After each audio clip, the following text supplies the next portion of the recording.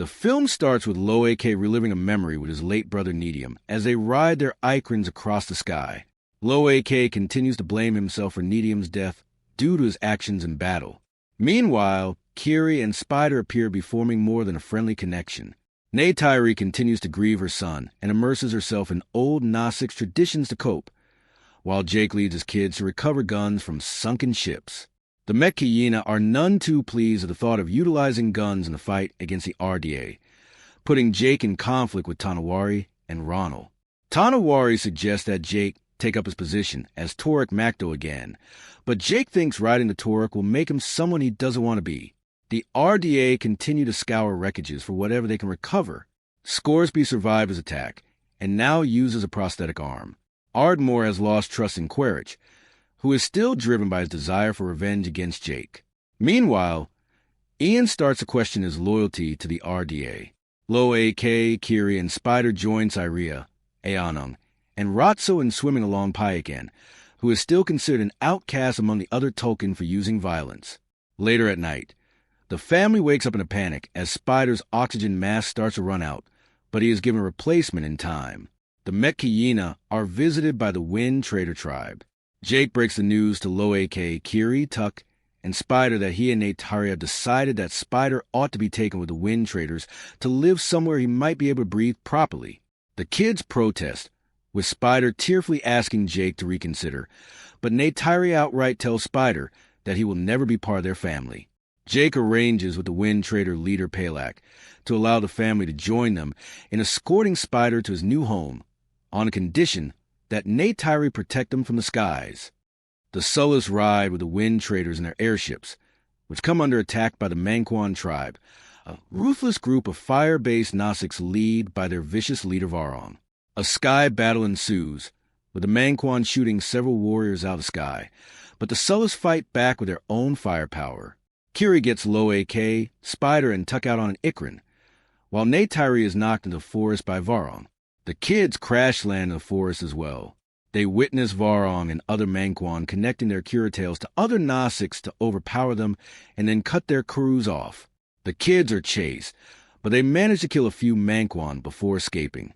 As the kids continue to run, Spider's oxygen mask starts to run out until it is completely gone. Desperate, Kiri uses her Kuru to connect to the earth, which then covers Spider's body in mycelia after she orders Loak to put him there. After a while, Loak pulls Kiri out, and it seems as though Spider is dead. However, he begins to move and breathe, and he no longer needs a mask to breathe Nasik's air. They are discovered by Varang and the Manquan, who also note Spider's new development before they capture the children. When Kiri says that Spider breathing is the will of Iowa, Varang snarls that Iowa has no dominion in their territory. Jake is caught by Quaritch and Wainfleet, but they form an uneasy alliance when they find the kids captured, and Quaritch realizes Spider is in danger. He reluctantly frees Jake, and they work together to fight the Manquan, but they are overpowered. Quaritch willingly shows Varang how guns work. Kiri connects herself to the earth again, causing the plant life to shoot toxic quills at the Manquan, giving everyone a chance to flee the villainous tribe. Neytiri wakes up in a medical tent with Emoat and worries for the children. Meanwhile, Jake and Quaritch hold off on killing each other until the kids get home safe. Jake tries to convince Quaritch to see the world through new eyes now that he is a Nassix, but he knows he is not going to see people the way the Nassix do. Quaritch returns with Wainfleet to the RDA base to meet with Ardmore and Parker, the latter who is still hoping to colonize Pandora and believes Spider's newfound breathing capabilities can help with that. Norm and Max conduct tests on Spider's anatomy. Norm shows Jake that Spider has grown his own Kuru in the back of his head. Kiri tries to connect to Iowa again, but she finds herself being shut out. When telling her family about it, Emoat tells Jake and Neytiri to reveal the truth of Kiri's parentage. She has no biological father and is instead a clone of Grace Augustine's avatar, not her daughter. Kiri is warned that if she tries to connect to Iowa again, she could kill herself. Jake privately talks to Neytiri, who suggests that they kill Spider or risk having the RDA figure out how to reverse engineer his breathing capabilities for their colonization efforts. Scoresby and his goons continue to hunt the Tulkun with harpoons and other water vehicles. The Sullas return to the Metkayina, where Tanawari tells Jake that the Tolkien Council are calling for a meeting regarding Payek and since he attacked a ship, while Ronald tends to Neytiri's wounds. The Tolkien matriarch orders Payek to go into exile, which devastates Loek. When he and Cyria try to protest for Payek, Jake intervenes and argues with his son, almost explicitly blaming him for Nedium's death for disobeying orders before Loek runs away in tears. Jake talks to Neytiri about this, as she is still driven by her hatred for humans. Loek comes close to committing suicide with a rifle, until he is found by Kiri and Cyria, who try to talk some sense back into him. The teens are gathered in the ocean. Kiri starts to show Spider how to use his kuru to form a Q connection with the Pandoran wildlife, like the skimwings underwater. Quaritch and Wainfleet go looking for Spider by terrorizing other Nausicks. Quaritch then decides to go straight to the Manquan camp to speak to Varang.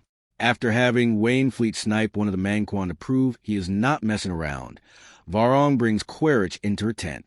She explains her people's history, how the fire ravaged their homes, and how they lost faith in Iowa when nothing helped them. The Manquan adapted to the fire, and Quaritch shows Varang how to use other weapons like a flamethrower. The two then begin a sexual relationship. Cyria tells Loek that Payakin's song was heard in nearby waters, which prompts him to leave home and look for him, but not without telling Neytiri first. He is joined by Cyria, Eanam, and Ratso to go search for the young Tolkien. Tanawari informs Jake that their children have gone. Spider and Kiri are in the woods, where they share their first kiss.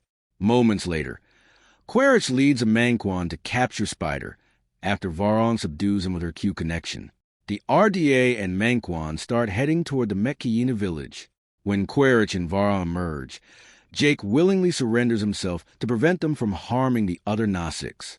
Quaritch brings Jake and Spider back to base, and everyone greets Quaritch and Varang as heroes. Loek and the other teens are riding their skimwings to find Payakin, but they are attacked by squid-like creatures. Loek is cornered underwater and nearly drowns until the other Tolkien devour the squids, and Cyria and the other boys pull Loek out and resuscitate him. Later that night, Loek reunites with Payakin, who tells him that he found the last surviving member of his family, another Tolkien named Tanak, who was attacked and blinded by Scoresby's harpoons. The bastard himself is planning to attack a school of Tolkien, which Ian openly protests. At the RDA base, Quaritch tries to calm an angry Spider before going to taunt Jake, who is in a glass cage for everyone to see. Jake once again tries to get Quaritch to open his mind, but he refuses. Spider escapes his cell and disguises himself to blend in with the crowd, while Neytiri hunts her way to the base after killing some Manquan. She catches Varang sleeping and forces her to give up Jake's location before Neytiri cuts off her kuru. A fight breaks out and Neytiri runs, setting off a panic after she blows up a tanker. Ian seizes the opportunity to use a giant bulldozer to break Jake's cage and free him. Spider catches up to Jake and protects him, knowing the RDA will not shoot him since they need Spider alive. Jake and Spider join Neytiri as they fly to their escape. When the three find a quiet place in the forest to land, Jake reconsiders Neytiri's suggestion about killing Spider to get the RDA off their backs, which she has started to have second thoughts on herself. Jake brings Spider somewhere quiet, preparing to execute him even as Spider begs him not to. Jake ultimately cannot bring himself to do it and embraces the boy. Neytiri runs toward them and tells Spider that she finally sees him. The Metkayina continue to refuse to engage in violence against the RDA until Loek brings Payakin and Tanak to them to show what the humans have done. Even as Payakin is still considered an outcast, Loek and his friends and their Tolkien all decide that they are outcasts as well. Jake then decides he must be Torek Makto again and goes to a cave to get Torek out, so they may fly again in battle, as he warns the clans that a battle with the Sky People is inevitable. The RDA prepare to go off into battle, with Ardmore trying to ground Quaritch for going against her orders, but he is determined to get Spider back. The battle begins as the Tolkien attack the Whalers in retaliation. The Nausicks fight back against the humans and take out a good number of them before the Manquan swoop in a fight as well. Kiri dives underwater to reconnect with Iowa to try and help. When she is nearly overpowered, she is joined by Spider and Tuck, connecting their cues to Iowa as well. Just when it looks like they finally see Iowa's face, a blast goes off underwater, severing Kiri's connection. Meanwhile, other Gnostics like Ratso are fatally wounded, and Ronald takes a deadly hit as well. She gives birth to a daughter, Prill, and tells Neytiri to look after her before she dies. Kiri is soon enveloped in a flash of light underwater, accompanied by other sea creatures. Now tapped into her connection with Iwa, Kiri commands the sea creatures to go after the humans. They destroy their ships, and Scoresby becomes a snack for one of them. Varang attempts to kill Neytiri, but Kiri catches up to her first and overpowers Varang by connecting to her Q and ordering her to flee, which she does. A magnetic flux opens up in the ocean, pulling the RDA's head ship towards a vortex. Quaritch holds on to Spider, and Jake pulls them both up. When the rest of Jake's family arrives, Quaritch realizes he is outnumbered and jumps off the edge and into the flames below.